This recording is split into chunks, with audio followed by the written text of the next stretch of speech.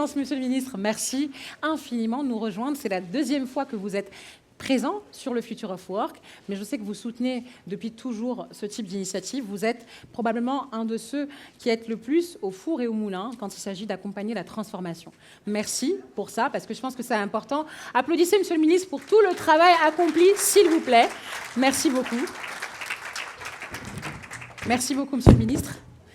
Bon, c'est la totale, mais c'est pas grave. On a dit que la thématique cette année, c'est le mouvement. Et je pense qu'on a vu que ce mouvement est important. Mais surtout, vraiment, voilà, qu'est-ce que vous pouvez nous dire? L'année dernière, vous êtes venu, vous avez eu un face-à-face ministériel, un débat extrêmement intéressant qui a tenu tout le monde à l'haleine pendant 1h45. Ça, c'était vraiment, je pense, le moment qu'on a tous préféré. Et cette année, vous revenez dans un format de grande interview. Si on regarde finalement ce forum, cette question de travailler un peu à projeter ce qui va arriver dans l'avenir du travail en Afrique, avant de passer la parole à ma consoeur, bien sûr, qui va faire cette interview, mais j'ai envie de savoir 2-3 points que vous pensez importants d'aborder. Je pense que... Excusez-moi, ici. C'est bon. Parfait. Je pense que, d'abord, Massa al-Khair, et très ravi de retrouver beaucoup de visages d'experts et de personnes qui contribuent, mais aussi ceux et celles qui sont venus à la recherche soit d'une opportunité, d'une connexion, ou tout simplement pour approfondir un ou deux concepts. Je pense que, au-delà de la casquette du ministre, tout responsable, qu'il soit dans le privé ou dans le public, qu'il soit à l'origine d'une création d'entreprise ou pour piloter une partie de l'entreprise, je pense que le plus important, c'est de gérer la relation au stress et la relation au temps. Et beaucoup d'angoisses naissent par les appréhensions, enfin dans les appréhensions que nous pouvons avoir par rapport à des objectifs qui ne se réalisent pas, par rapport à des délais qu'on se fixe des fois psychologiquement, mais des fois c'est sous l'effet aussi des réalités économiques. Et donc je pense qu'un exercice très important est d'abord de commencer par mettre de l'ordre dans tout ce qui peut être optimisé entre la personne et soi-même, et elle-même, pour pouvoir déjà être dans une logique d'équilibre optimal, pour ne pas faire de soi son propre ennemi. Donc ça c'est un premier sujet. Après, il faut naturellement regarder les choses avec ce que j'appelle la valeur absolue des choses, c'est-à-dire, oui, des fois il y a des difficultés, des fois des choses qui marchent, des choses qui ne marchent pas. Et là, il y a des postures à adopter. Soit vous avez une posture un peu philosophique pour trouver toujours des justifications. Des justifications, vous en trouverez à chaque fois. Parce que surtout pour les gens smart, ils vont toujours trouver un moyen de se défaire de la responsabilité. Mais sachant que nous faisons tous partie du problème. Et donc c'est cette posture-là qui fait le démarrage. Alors après, la troisième et dernière chose, il faut être conscient que c'est dans un mode de leadership distribué qu'on réussit. C'est-à-dire, il y a beaucoup de choses qu'on ne fait pas seul. Absolument. Et ce n'est pas forcément de grands projets avec des réunions, avec des gens que vous mobilisez. C'est des fois petite information par-ci, un petit coup de pouce par-là, une petite parole sage de l'autre côté. Et c'est en fait, il faut croire en la culture de l'accumulation des petits points pour arriver à quelque chose de... Alors, une fois ceci fait, c'est là où il y a un déclic, c'est là où il y a un moment, et il y a une porte qui s'ouvre. Et c'est là qu'il faut savoir saisir sa chance. Excellence, mais quelle belle introduction. Merci de m'avoir accordé ce temps et cette magnifique réponse. Pendant que je vous laisse vous installer, je retiens effectivement qu'on va avoir la bonne posture et surtout valoriser l'accumulation des petits points. C'est le moment pour moi de te passer le flambeau, ma chère amie Manal. Je rappelle qu'elle est partenaire chez Cannet et qu'elle va conduire ce grand face-à-face, cette grande interview. Eh bien, très bien, parce que nous, aujourd'hui... Depuis, je fais un petit recap de ce matin, Monsieur le Ministre, pour vous dire un petit peu de quoi on a parlé et qu'est-ce qu'on aimerait discuter un peu plus avec vous, si vous nous le permettez, bien sûr. Avec plaisir, avec plaisir. Alors, ce matin, on a commencé la discussion sur est-ce que c'est vraiment le future of work ? Est-ce que c'est vraiment une affaire de travail ou c'est plutôt une affaire de nous-mêmes ? On a parlé des sportifs, ensuite on a parlé de leadership et des différents types de managers. Et probablement, ce que j'aimerais bien faire avec vous, si vous me le permettez aujourd'hui, c'est de parler du décideur. Alors, le sportif, lui, il prend plutôt des décisions pour lui-même. Hein. Et parfois, on dit même que c'est plutôt l'instinct qui le conduit. Donc, du coup, il essaye de prendre le moins de décisions possible, juste pour être dans la performance. Alors que le manager, aussi, lui, doit manager le temps des autres, être un leader, et donc prendre des décisions pour lui-même avec son équipe. Moi, j'aimerais bien savoir ce qu'un décideur fait et comment il fait, parce que vous êtes responsable de décisions qui, en fait, impactent toute la nation, impactent beaucoup, beaucoup de gens, tous les jours. Et donc, je ne veux pas vous demander qu'est-ce que vous avez fait jusqu'à maintenant. Pourtant, j'aimerais bien savoir comment vous le faites. Merci Manel, et merci encore aux organisateurs et à l'ensemble de l'assistance. Je pense que l'un des sujets, quand vous posez la question sous cet angle, tout de suite, vous faites référence à une dichotomie, à une façon de séparer le monde entre ce qu'on appelle les narrow scale people et les large scale people. Tout de suite. Parce que celui qui décide pour lui-même ou celui qui décide pour quelques dizaines ou même quelques centaines, c'est du narrow scale, c'est des gens qui ont un impact très important, mais la configuration ou l'articulation de leur vie fait que les interactions, l'impact, les conséquences se mesurent à l'échelle de dizaines ou de centaines de personnes. Le large scale, c'est autre chose.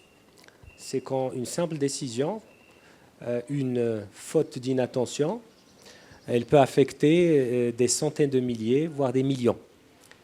Et les enjeux ne sont pas les mêmes, car vous pouvez faire la synthèse de 10 personnes dans une réunion, vous pouvez faire la synthèse de 100 ou même de 1000 personnes dans une convention, quand vous les réunissez, mais vous ne ferez jamais la synthèse de 100 000 ou 200 000 ou 3 millions ou 4 millions de personnes hétérogènes. Vous n'avez pas toujours les canaux pour pouvoir rattraper ou même expliquer au début. Et donc, c'est d'abord comme ça que le sujet est posé, en tout cas pour moi. Alors par la suite, naturellement, la décision, vous avez aussi une posture vis-à-vis de la décision. Vous savez, quand vous décidez tous les jours, c'est une décision. Je sais pas, si vous considérez que la décision est une matière inerte, ou bien c'est quelque chose qui a une vie. Alors pour moi, la décision, c'est comme un être vivant. Et vraiment, c'est un living organism. Une décision, elle doit être à l'écoute du paysage ou de comment on appelle ça, de l'objet sur lequel ou du territoire sur lequel elle devrait de toute façon interagir. Et donc là, vous devez absolument faire sortir tous les défauts que vous avez, que vous pouvez avoir. L'ego, votre capacité d'écoute, si elle est comme ça, il faut qu'elle soit comme ça. Même vos ambitions, des fois personnelles, qui peuvent être en contradiction avec une décision difficile ou facile, selon les cas. Et donc, il faut être à l'écoute de ce que j'appelle la norme sociale pour ne pas décider et en même temps déformer une réalité qui a 1000 ans derrière vous, genre des habitudes, des traditions, parce que personne ne vous a élu, choisi pour agir sur cette, au niveau de l'échelle que je viens de décrire. Je ne sais pas si c'est un peu, j'espère ne pas être très abstrait, mais en tout cas, je vous donne un exemple pour peut-être illustrer. Oui. Hein, Vas-y. illustrer. Donc, dernièrement, on devait prendre une décision pour les agents de sécurité. C'est un sujet, nous sommes en fin de mandat d'un gouvernement, donc chacun fait son bilan, c'est pas le sujet. Mais il y avait une question qui s'était posée dès le début. Et le problème, c'est que pour régler ce problème-là, les agents de sécurité, ce sont pour ceux qui ne savent pas, le sujet, c'est des personnes qui travaillent 12 heures. Ils sont payés quand le salaire est respecté sur 8 heures. C'est-à-dire même s'il y a des heures supplémentaires, ça ne permet pas de régler le problème. Et donc on se retrouve derrière avec de vrais problèmes de vie de tous les jours, de dizaines de milliers, pour ne pas dire de centaines de milliers. Rien que dans le public, c'est plus de 200 000. Si vous rajoutez les gens qui sont dans le privé, c'est-à-dire qui travaillent pour le public, ils ne sont pas dans le public, mais ils travaillent pour le public. Les gens qui sont pour le privé, ça doit être un peu plus. Donc facilement, nous sommes à un petit demi-million de personnes qui sont concernées par le sujet. Alors la question elle s'est posée en 2022, quand je faisais le dialogue social, dès les premières réunions. Mais pour changer le sujet, il fallait retoucher le code du travail. Alors le code du travail, c'est quelque chose de lourd. Traditionnellement, dans l'histoire de notre pays, on ne change pas le code du travail comme ça. Ça demande minimum 2 ans de négociation, de préparation, et puis peut-être une autre année d'aller et retour, parce que les enjeux dans le code du travail sont énormes. Il n'y a pas que ce sujet, il y en a beaucoup. Et donc déjà, oser penser, je vous livre vraiment le fond de ce qui s'est passé, oser penser qu'on changerait le code du travail, en fait un article du code du travail, personne ne l'aurait admis. Tout le monde vous dit, vous ouvrez le code du travail, c'est la boîte de Pandore que vous ouvrez, et donc vous devez traiter tous les sujets, et il y en a, et tous, ils méritent tous. Et donc le problème qui s'était posé, c'était avec quelle énergie vous allez travailler, et avec quelle volonté, pour pouvoir placer une telle décision dans l'échiquier des négociations. Et vous n'êtes pas le seul qui met ça sur la table, parce que même à l'intérieur du gouvernement, il faut discuter, parce que derrière, c'est des budgets importants. Quand vous passez de 2 shifts à 3 shifts, dans un hôpital ou dans une école, c'est un autre budget. Et ce budget, il faut le prévoir. Et généralement, dès que vous faites une réforme, quelle qu'elle soit, il y a toujours des personnes qui peuvent profiter de la réforme pour autre chose. Et on ne voudrait pas que ça se passe comme ça, naturellement. Donc il y a déjà des risques de chaque réforme, en plus d'une question d'agenda, en plus, donc je vous passe les détails. Donc pour revenir à la question, alors penser cette décision, y croire déjà, c'est un grand périple. Moi, on ne dormait pratiquement pas, moi, personnellement, avant le 1er mai. Et le faire avant, c'était tout simplement impossible, parce qu'il y avait des grèves de l'éducation, d'autres sujets. Quand il y a 100 000 personnes dans la rue, vous ne pouvez pas venir voir les syndicats et leur dire écoutez, on va traiter ce sujet-là, même si c'est un sujet que veulent les syndicats. Et donc, quand vous prenez la responsabilité du monde que vous contribuez à façonner, c'est du leadership, forcément, mais ce n'est pas de l'autorité. Et donc, faire toute une gymnastique pour positionner cette réforme, pour positionner ce sujet, pour trouver les bons interlocuteurs. Et croyez-moi, ce n'est pas facile du tout. Alors que la cause est juste, que les personnes qui doivent en bénéficier attendent.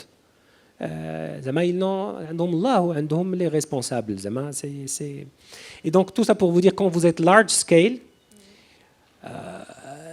et en fait, c'est quoi? C'est 2 lignes. Tout ce que je vous raconte, un demi-million de personnes, des budgets très importants, mais c'est en fait, dans les faits, ce sont 2 lignes.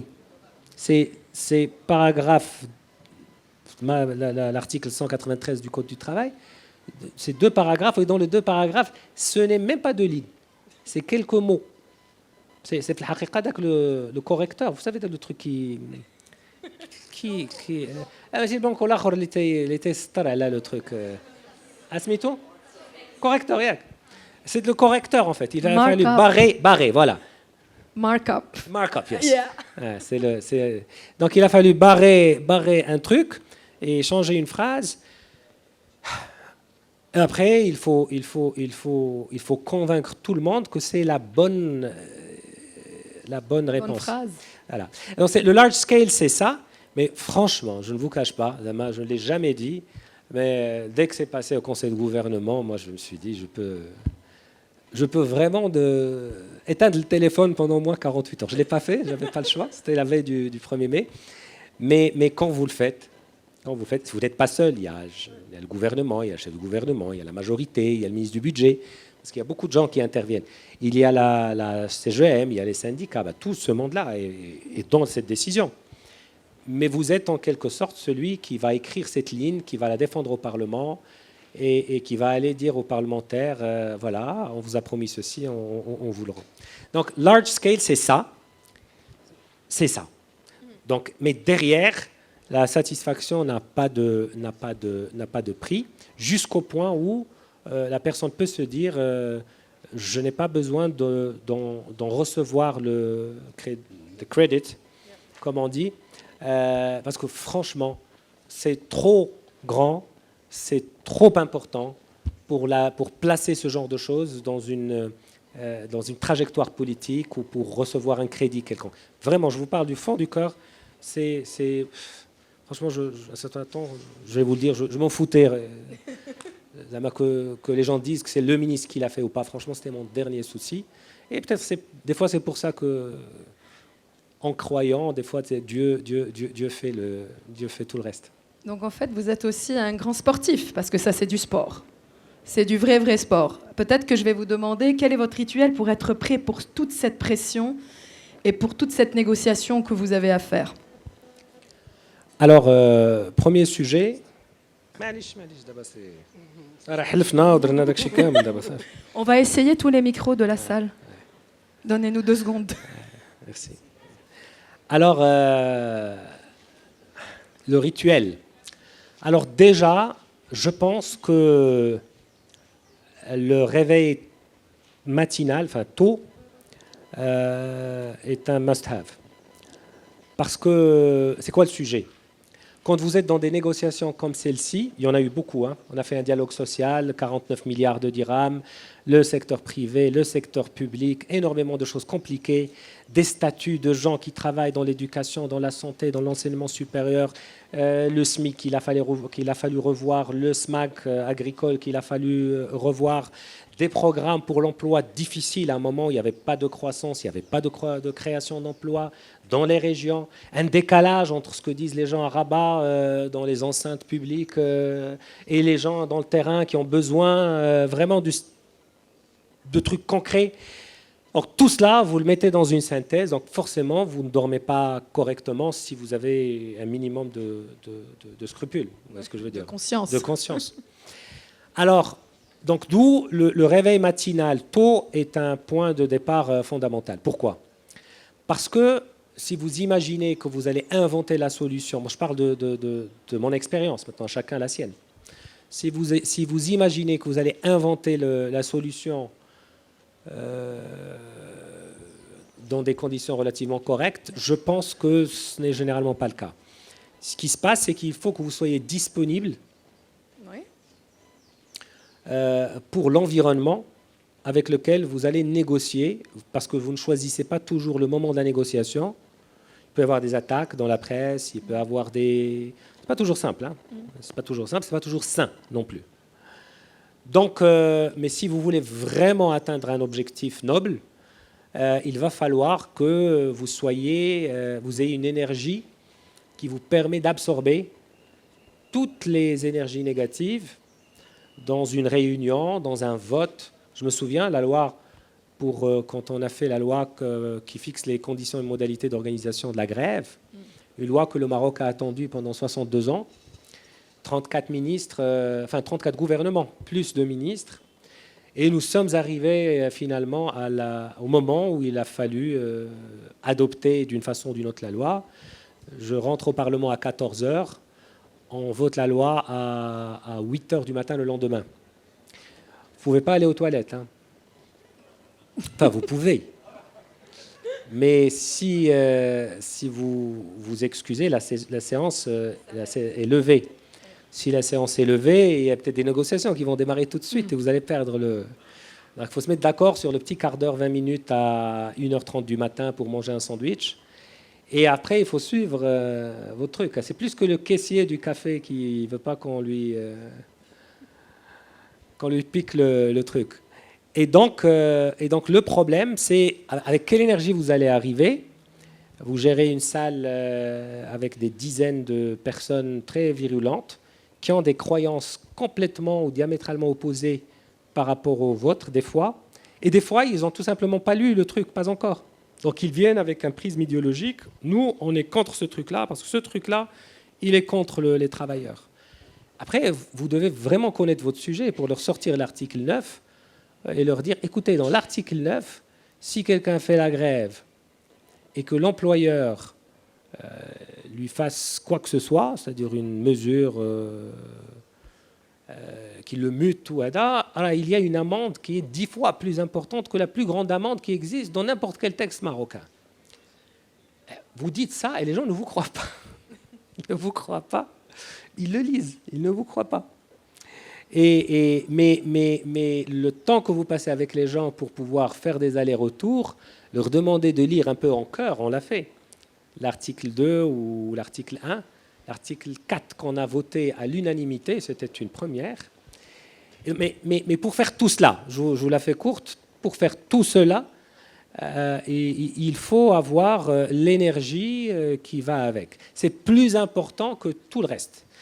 Je vois beaucoup de responsables qui viennent aux réunions fatigués parce qu'ils ont beaucoup travaillé, parce qu'ils ont veillé pour faire la presse et pour revoir les chiffres. Mais une fois que vous êtes là, vous n'avez plus la voix pour dire quoi que ce soit.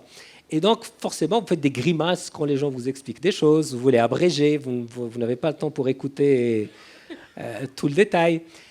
Et alors que, donc, ça veut dire que vous n'avez pas compris votre rôle. Ou vous avez été un peu paresseux des fois, il vous aurait fallu un jour supplémentaire pour avoir retrouvé un peu de... Donc l'idée est celle-là. Donc rituel, number one thing, c'est réveiller tôt pour cultiver une énergie positive et pour être disponible à la négociation et pour faire le meilleur usage de toute la data que vous avez, de toutes les configurations que vous avez, et pour ressortir toutes les articulations. Donc ça, c'est un truc fondamental. 2, il faut que vous soyez en bonne santé. Le sport dont vous avez parlé, c'est pas faux.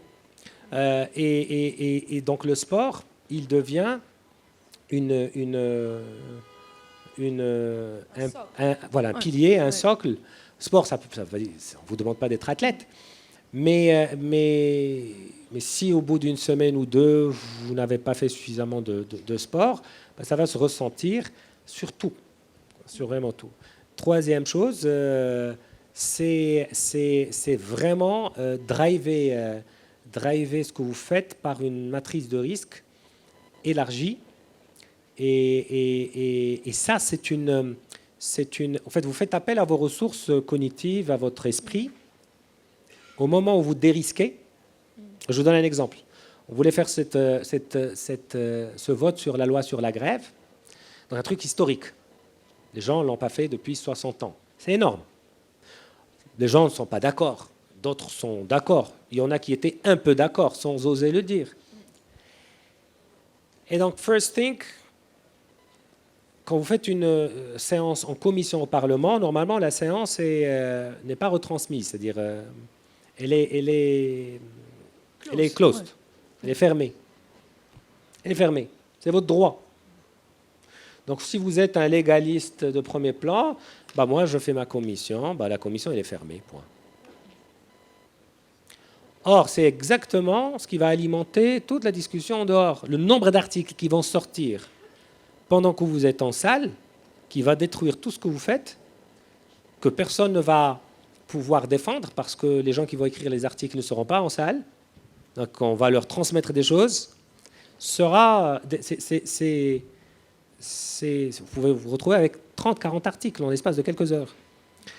Et donc, ça va vous bousiller toute la dynamique. Et vous allez sortir perdant, quel que soit le contenu de ce que vous allez mettre.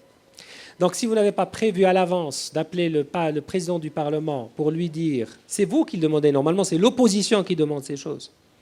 Et c'est vous, gouvernement, qui allez lui dire, je vous demande d'ouvrir la séance aux médias, à ceux qui sont habilités, de faire une retransmission en direct s'il le faut, sur les réseaux et sur Internet. Ça doit émaner de vous, mais pas quand vous êtes à 2 jours du truc. Il faut le faire bien avant et communiquer avec les gens. Donc ce genre de choses devient très, très, très, très important pour pouvoir aller de l'avant. Donc moi, je pense, entre préparer ces dossiers, le réveil tôt, j'ai insisté, parce qu'il vous donne une longueur d'avance. L'élan. L'élan Voilà. qu'il faut. Écoutez, vous avez dit deux choses qui m'ont intéressée. Je ne sais pas sur laquelle rebondir, mais je vais y aller sur la partie data, et ensuite on parle un peu de cette thématique de négociation. Tu veux de l'eau ? Un petit... Et donc en fait, petite question, est-ce que vous utilisez l'IA ? Alors, est-ce que ça écrit les lois et ça fait les markups de la ligne ? Non. En fait, oui, mais on utilise l'IA avec les équipes. Des fois, les équipes utilisent l'IA sans m'en informer. Dernièrement, on m'a donné un discours que j'ai trouvé trop parfait. En plus, je connais les personnes qui ont travaillé, ils n'ont pas livré la même chose avant. Mais je leur ai dit, qui a fait le truc ? Parce qu'en plus, vous avez peur de vous retrouver dans un truc de plagiat après, parce que c'est pas du plagiarisme au sens Heda, et donc c'était vraiment problématique. Et en plus, c'était pour un discours dans un grand événement, il y avait des gens de plusieurs pays, etc. Et donc des fois, je fais le point avec les équipes avant qu'ils préparent les bullet points. Des fois, c'est l'inverse, c'est-à-dire ils font un truc et puis je vois est-ce que je vais l'utiliser ou pas, ce que j'en fais. Bon, mais là, c'était un truc un peu trop beau, bien fait. Qu'est-ce que j'ai découvert ? J'ai découvert que, je ne dirais pas si c'est une collaboratrice ou un collaborateur, non seulement il a utilisé l'IA, mais il a entraîné l'IA sur ma personne. Eh bien, il a bien fait. Parce que, elle a bien fait. Et ça s'est bien passé au passage. Hein. C'est parfait parce qu'il vous connaît mieux que vous. Voilà. C'est pas mal, mais moi j'ai découvert un petit truc. Hein. Moi je parle à Claude, je prends ce que je veux, puis je dis à ChatGPT, tu me connais depuis un peu plus longtemps, est-ce que tu peux updater avec mes mots ? Ça essaye, ça marche pas tout le temps, mais je comprends. Donc, parce qu'en fait, pourquoi je pose cette question ? Parce qu'on continue à dire que, en fait, oui, l'IA, il est censé faciliter la vie. Myriam, ce matin, elle est où ? Elle est là. Myriam, ce matin, a parlé d'un juriste qui a présenté 6 cas qui n'existaient pas, parce que M. ChatGPT lui a dit que ça existait. Et donc, un petit peu, je parlais de les choses que l'IA ne peut pas vraiment remplacer. Parce que vous avez parlé, c'était le second point de la négociation. L'IA ne pourra pas négocier à notre place. Peut-être qu'il peut préparer quelque chose. Mais quels sont ces éléments que vous pensez qu'un décideur, vous avez dit, hein, l'énergie, ça aussi, ça ne se remplace pas, mais la négociation, puisque c'est un petit peu au corps de votre travail. Comment vous voyez un petit peu cette dynamique-là ? Aussi en tant que ministre chargé du travail, je suis là où je suis, tout le monde parle d'IA, forcément. Il nous est même arrivé de contribuer à des rapports mondiaux sur le sujet. Alors, quand je reçois la Fédération d'Offshoring, par exemple, il y a peut-être 2 semaines maintenant, il y avait pas mal d'articles qui disaient que l'IA allait détruire un certain nombre de postes de travail, etc.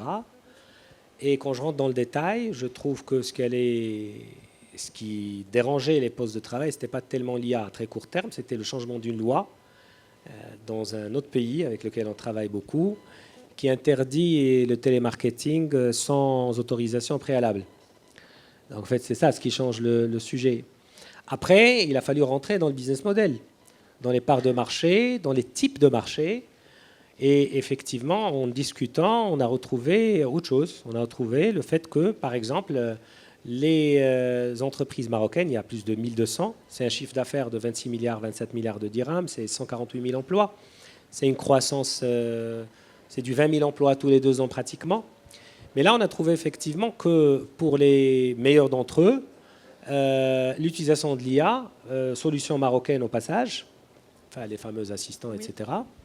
Mais en tout cas, solution marocaine au passage, elle permettait, quand il y avait un appel qui rentrait dans le qui était, Allahu Akbar, qui était légal, etc., dans le système.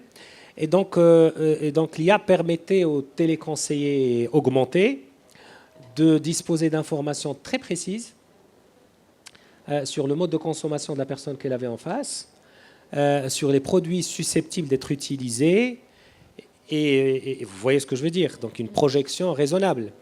Et donc le téléconseiller était augmenté, et donc du coup, ceci pouvait se rabattre sur la productivité, la performance de l'entreprise qui a engagé le truc.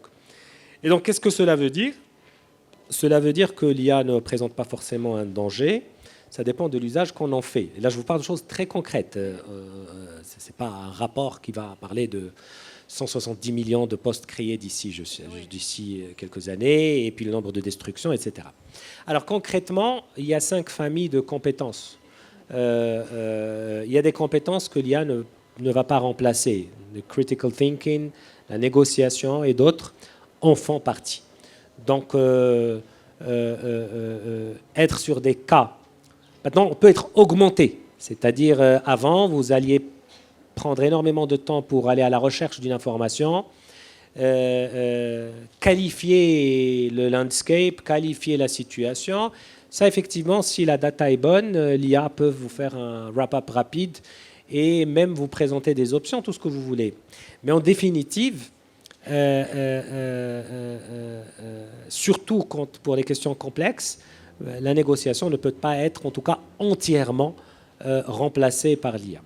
Deuxièmement, vous avez des compétences de type data et numérique. Oui, ça, effectivement, ça va faire partie des transformations qu'on connaît, et c'est déjà à l'œuvre dans un certain nombre de secteurs. Troisièmement, vous avez des compétences dans le monde de l'environnement, oui, et des normes environnementales. Vous n'êtes pas sans savoir que pour exporter dans un certain nombre de zones, notamment la zone euro par exemple, ben voilà, le sujet devient de plus en plus important. Et quand les personnes qui sont formées n'ont pas c'est-à-dire quand vous n'avez pas ce registre-là, de toute façon, voilà, ça va prendre plus de temps à l'entreprise de vous faire entrer dans le moule. Vous avez des compétences techniques, industrielles, artisanales, ce qu'on appelle aussi artisanales. Et vous avez en 5e lieu les compétences managériales pour gérer un peu de complexité dans le management, etc. Donc sur les 5 niveaux, il y a quand même un niveau que l'IA ne risque pas de perturber, en tout cas beaucoup, à très court terme. Un décideur, forcément, il faut qu'il soit formé. Donc moi, ce que j'ai décidé, pour vous dire par exemple le hint, c'est de faire un projet IA avec ma fille de 12 ans. Et donc c'est ce qui me permettrait de m'auto-former, au-delà des choses que je fais avec les équipes, mais choses directement. Et c'est un beau projet, le projet de l'été. Et je lui ai dit, quand elle a fêté son anniversaire le mois de mars dernier, qu'est-ce qui a changé, etc. Elle m'a raconté plein d'histoires de oui, je suis mieux organisé, etc. Ben, je lui ai dit, qu'est-ce que tu veux faire pour l'année prochaine? Elle a expliqué son point de vue. Je lui ai dit, je te propose de devenir mademoiselle techno. Elle m'a dit oui, pourquoi pas. Je lui ai dit, on va faire un projet pendant l'été. Tu identifies des besoins dans ton école, dans ton environnement direct, et on voit ce que l'IA peut apporter. Comme ça, tu n'es pas la simple utilisatrice future ou actuelle de l'IA, mais une personne qui va comprendre qu'est-ce qu'il y a derrière et que traite l'IA et quelles sont les limites de l'IA. Faites attention, elle peut aussi apprendre l'IA à être vous. Hein? She's gonna play games. On va voir. La 4e édition nous dira. Pour continuer un peu sur ça, donc effectivement, on peut s'entraîner à l'IA, il faut connaître la technologie, mais quand vous avez dit, il y a une famille de compétences qui, elle, est plutôt sur vous-même. Comment on fait pour grandir dans son humanité, je vais dire? Ça rejoint un petit peu cette discussion, oui, la négociation, le jugement, le critical thinking, etc. Mais il y a une affaire d'âme, comme vous l'avez dit, une affaire d'énergie. Comment on grandit dans tout ça? Moi, je pense que le point de départ, c'est d'être un bon lecteur de l'histoire. ceux qui pensent que ce qui se passe est déraciné, déconnecté de ce qui s'est passé dans le passé, n'ont pas forcément raison. J'ai assisté à une belle présentation d'un Marocain très brillant, c'est Rachid Graoui, qui est un grand spécialiste de l'IA, entre autres. Et effectivement, il a essayé de dresser un fil conducteur à travers les siècles, en essayant de présenter une autre définition de l'IA, c'est-à-dire une technologie, un dispositif qui règle les choses de façon un peu systématique, sans que vous sachiez comment. C'est-à-dire, vous ne connaissez pas l'algorithme, si vous voyez ce que je veux dire. Et donc, ce n'est pas la première expérience humaine, mais c'est l'expérience humaine la plus impactante pour plusieurs raisons. Je pense que lire l'histoire nous apprend à développer notre intelligence intuitive, voire spirituelle par moment, quel que soit le système de croyance. Et il nous permet aussi d'être à l'écoute d'une marche de l'humanité, au lieu d'être à l'écoute juste du quartier ou de l'écosystème auquel on est exposé directement. Donc ça permet de philosopher un petit peu, sans être en rupture avec ce que vous devez faire. Parce que si vous faites partie des gens qui doivent orienter l'effort d'une entreprise, d'une association, d'un gouvernement, d'un ministère, dépendamment de vos centres d'intérêt, vous allez devoir apporter des éléments d'analyse où vous allez devoir vous mouiller un petit peu. Vous ne pouvez pas faire la synthèse inerte de ce que vous avez lu ou de ce que vous connaissez. C'est insuffisant. Vous n'apportez rien à l'humanité. L'IA, d'ailleurs, devrait pouvoir le faire mieux que vous. Et donc, votre rapport personnel ne se forme pas dans la facilité. Il se forme dans la lecture, dans le puisement dans vos convictions, dans votre culture, et dans un effort sincère pour pouvoir rapprocher les situations et dire, à notre époque, qu'est-ce qui est bon à retenir de ce qu'ont fait nos aïeuls et nos ancêtres? Qu'est-ce qui est bon à changer? Qu'est-ce qui est bon tout simplement à éliminer? Et qu'est-ce qui est bon à augmenter? Vous avez les 4 dimensions. Et donc cette discussion avec les ancêtres, j'enseignais ça dans un cours de leadership avant, elle est importante. Elle est importante. J'écrivais un bout d'un livre où un jeune, il parle avec son grand-père, son arrière-grand-père. Bien sûr, il n'est pas vivant, l'arrière-grand-père, donc il lui parle dans le rêve. Et ils discutent.